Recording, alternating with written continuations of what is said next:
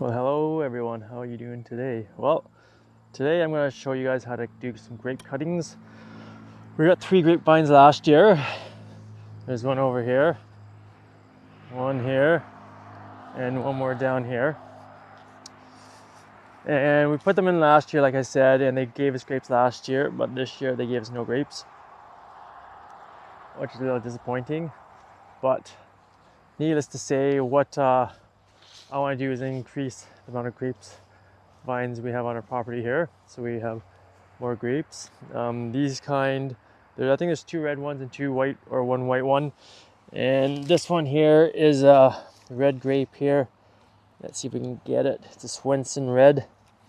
It's good for fresh eating and making wine. It's self-fertile. So I got, I think, 2 reds and 1 white. Whatever, I can't remember. Keep going back and forth. But they were really good grapes last year. Tiny, but they put out quite a bit. But what I'm doing this year is I took some cuttings and I've rooted them so that I can pot them up and have some more grapes. So what you need to do here is, let's see if we can find it on the other one better, because this is pretty messy down there with all the grass. You're probably better to do this in the springtime, but I did this probably about a month and a half ago.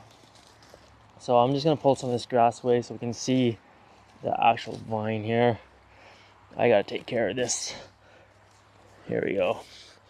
Getting down to some of the older wood here. Okay, here we go.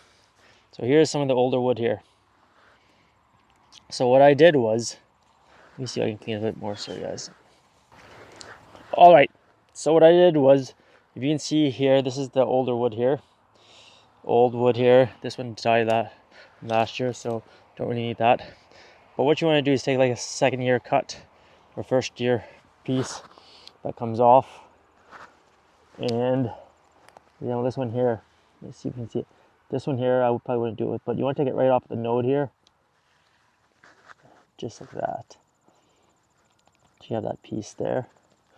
And I'll show you another one here actually, because these ones don't really matter if they come off. You want to grab it right here, right at the base of the new stem here, and just give it a little bit of a, just pull it off like this. There we go. So you can take that piece, you could even cut it back. I left mine full, and what I did was stick it in a jar with a mason jar with some water that I've done back here.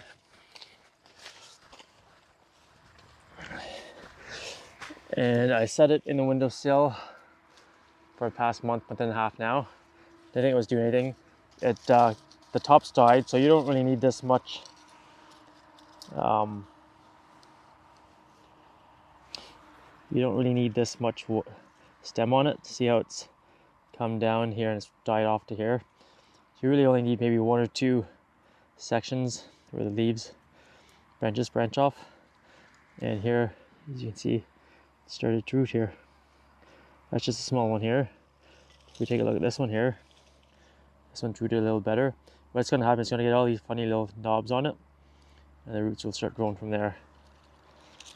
So I'll clean that one up. Bring this one down, and this one's rooted really well. See, there's like 5 or 6 roots on it. That's really good. So what we'll do, we'll take it down to the wash station area where I have my dirt and pots, and we'll pot it up. Be right back. So I don't know if you guys remember, but I made a worm composting bin a while ago, and I've got all this awesome worm castings down here.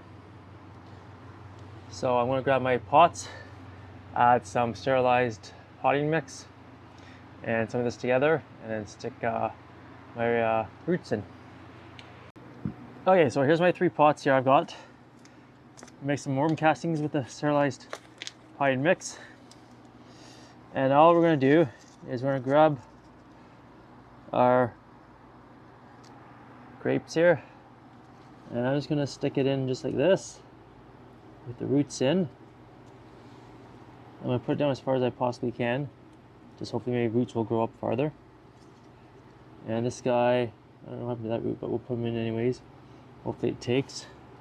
And the last one here as well, that's got lots of roots on it here, so I'll get him right in there.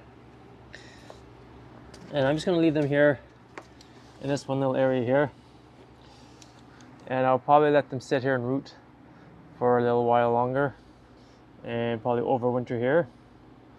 And in the spring, we'll see how they do. Hopefully they grow. It's end of September right now, I should mention too. So they should have another probably good month to root before anything starts freezing up, I would think here. It's been nice the past few weeks here. But there you go, 3 grape cuttings, super easy. So I hope you guys find that helpful. And if you want to start your own grapevines, try it out.